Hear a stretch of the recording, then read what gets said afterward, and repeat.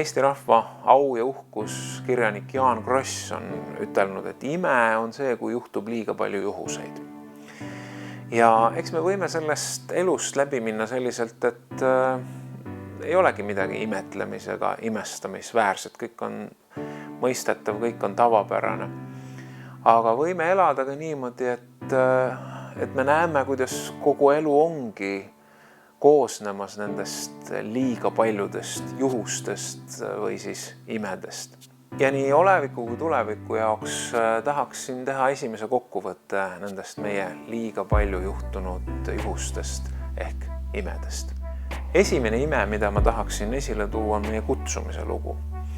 Ja see on aukartust äratav tunne, kui sa mõistad, et sa oled osa millestki suuremast, kui lihtsalt sinu mõtted ja sinu valikud ja sinu elu, sinu ümber ja sinuga seonduvalt on kuidagi moodi orkestreeritud.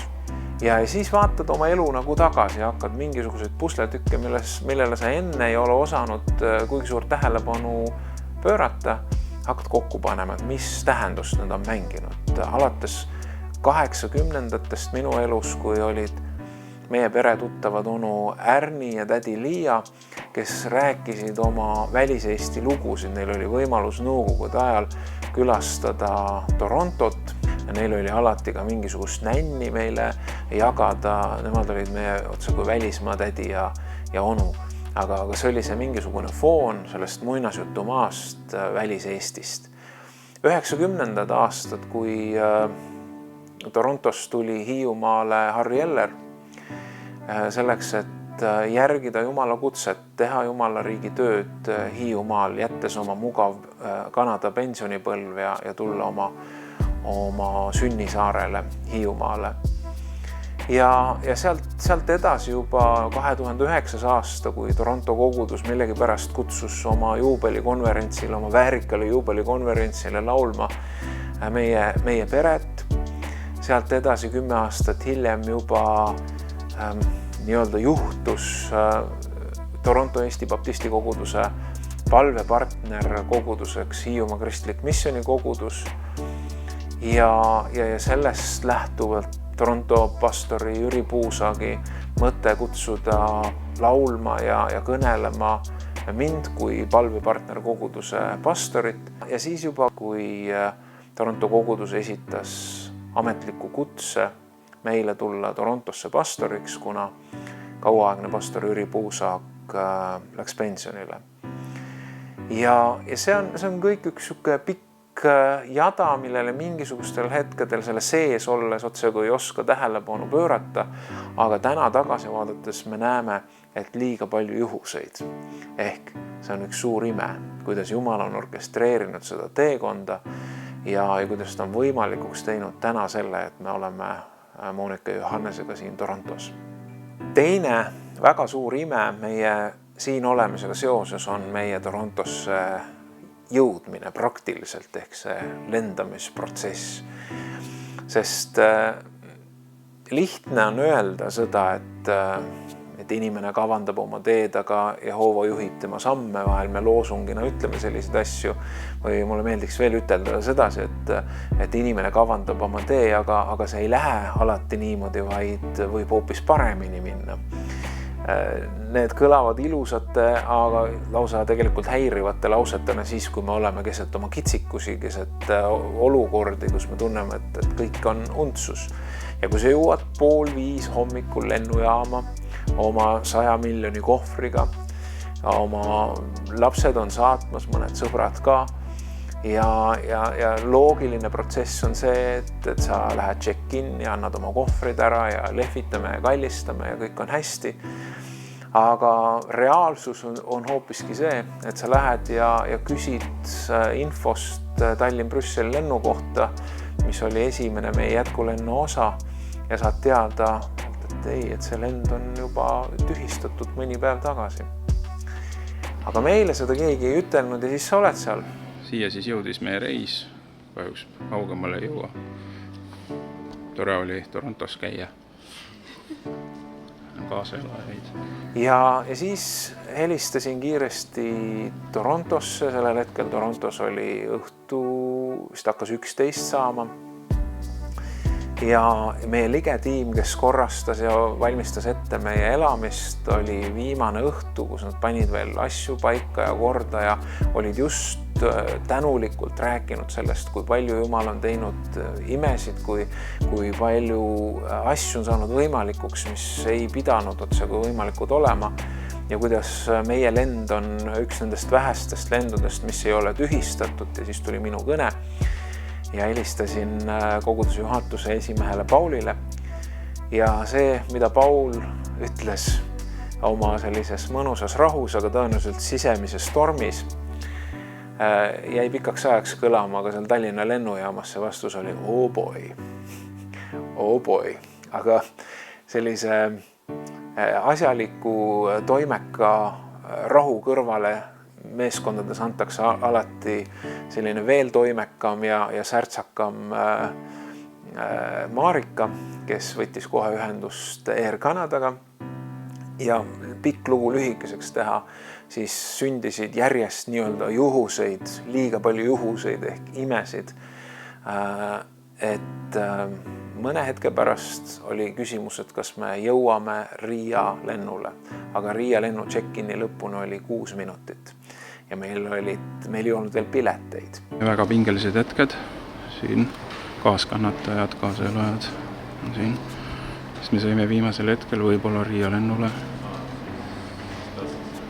Loodame, et kõik läheb hästi. Kõik oli veel ümber vormistamata, aga me olime mõne hetke pärast Riia lennu väravas ja see oli otse kui meile jäi vähemalt selline mulje, et kõik ootasid, siis kui me joostes sealt tulime, siis et liged saabusid, võime minna. Uskumattu, aga me liikusime lennule. Ja just sellise tooniga kogu see lend ka läks edasi. Järgmine murekoht oli see, et Frankfurdi Riia lennuki saabumise ja Frankfurdist väljuva lennuki nende väljumise vahel oli, kui me eksis 50 minutit ja Frankfurdi lennujaam on hiiglaslikult suur ja soovitati leida keegi, kes aitab meid seal lennujaamas õigesse kohta jõuda, et meie, nagu mainisin, üle keskmise maalt ja hobusega, et ei pruugi leida, et lihtsalt on suur. Ja siis, kui me sõitsime Riia Frankfurt lennukiga sinna Frankfurdi lennujaama, siis oli kuidagi tore tunne, kui me maabusime täpselt Air Canada lennuki kõrval ehk kõrvalväravas.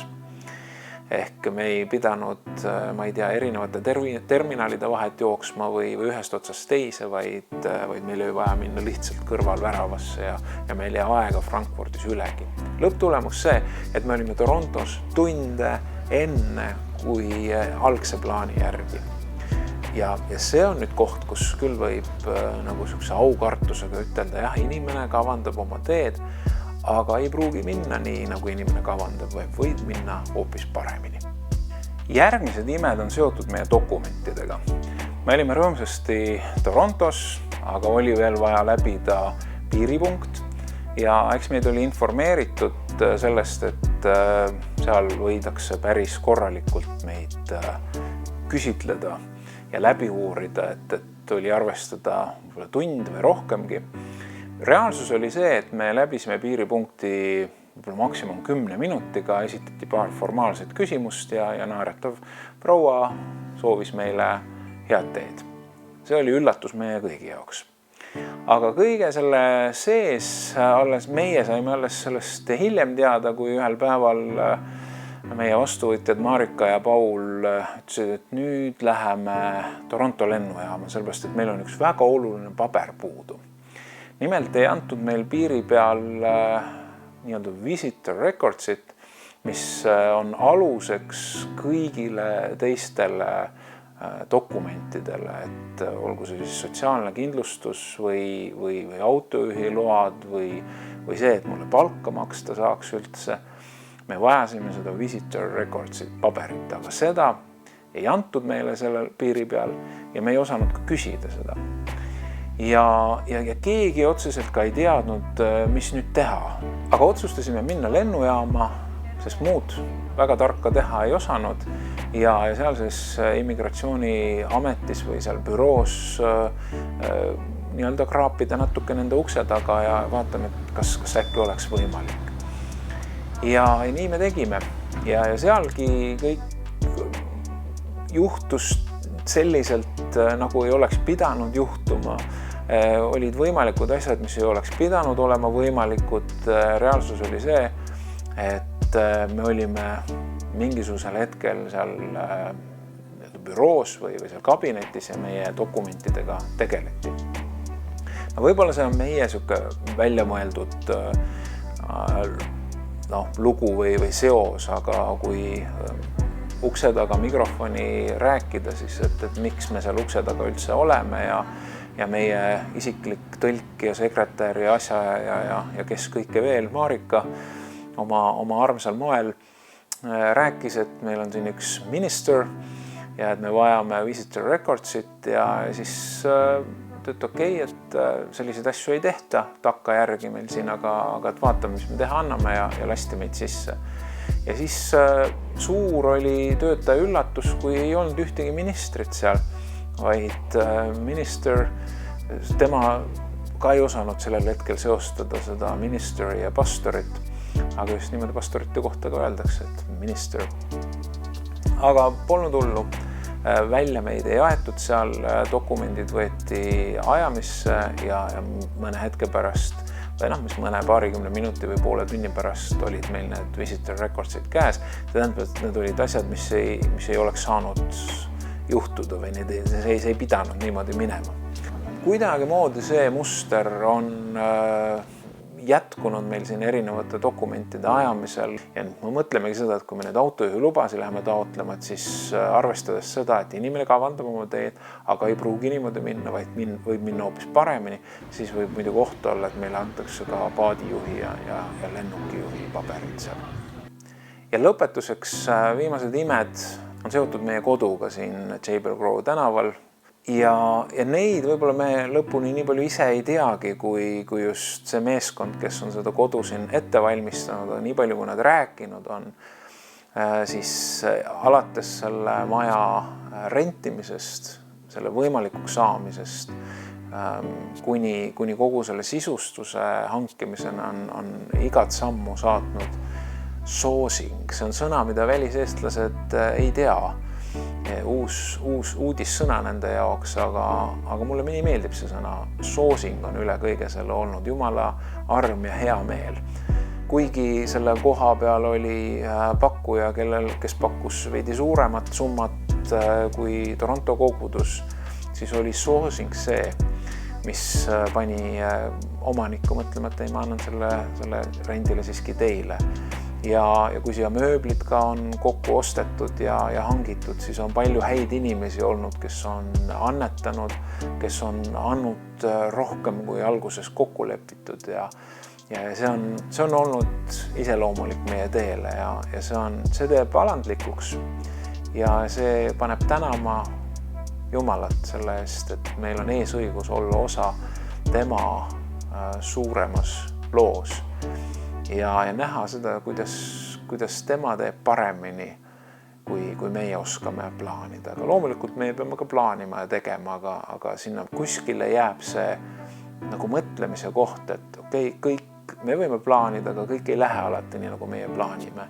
Aga küll on hea, et siis Jumal teeb veel paremini.